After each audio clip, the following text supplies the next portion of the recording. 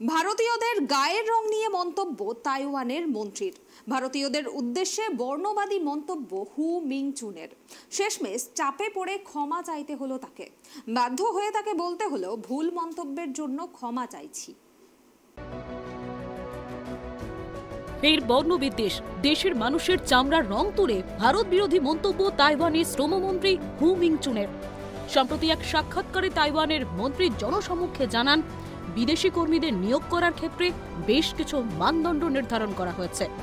প্রাথমিকভাবে তারা উত্তর পূর্ব ভারতের কর্মীদেরই নিয়োগ করবেন। কারণ হিসেবে দেখিয়েছেন, উত্তর পূর্ব ভারতীয়দের চামড়ার রং এবং খাদ্যাভ্যাসে তাইওয়ানিদের সঙ্গে মিল আছে।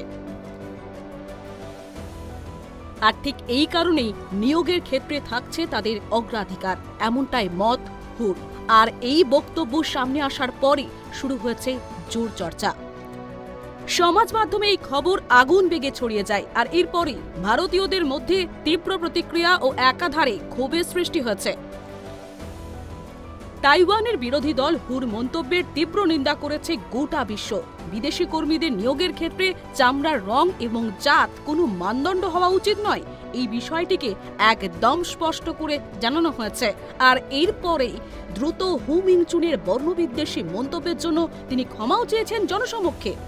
জানা গেছে, শুধু চামড়ার রং নিয়ে মন্তব্য করে ক্ষান্ত থাকেননি হু মিংচুন।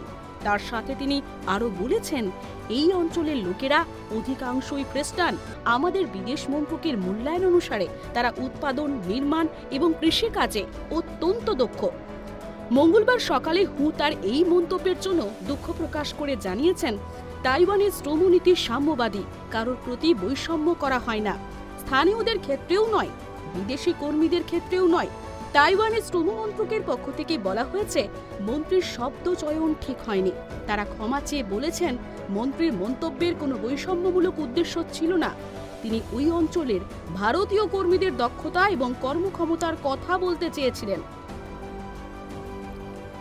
তাইওয়ানের বিদেশ মন্ত্রকও বলেছেন, ভারতীয় কর্মীদের নিয়োগ নিয়ে শ্রমমন্ত্রীর এই মন্তব্য একদম উপযুক্ত নয়।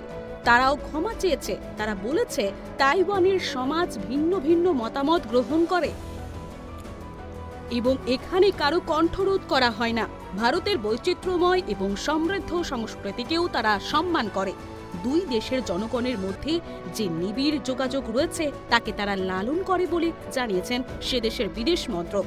আরও জানিয়েছেন, ইন্দো প্রশান্ত মহাসাগরীয় অঞ্চলে ভারত এবং তাদের অন্যান্য অংশীদারদের সঙ্গে যোগাযোগ বৃদ্ধিতে তারা আগ্রহী। তবে ভারতের পক্ষ থেকে তাইওয়ানের মন্ত্রীর বর্ণবিদ্বেষী মন্তব্য নিয়ে এখনো কোনো প্রতিক্রিয়া পাওয়া যায়নি।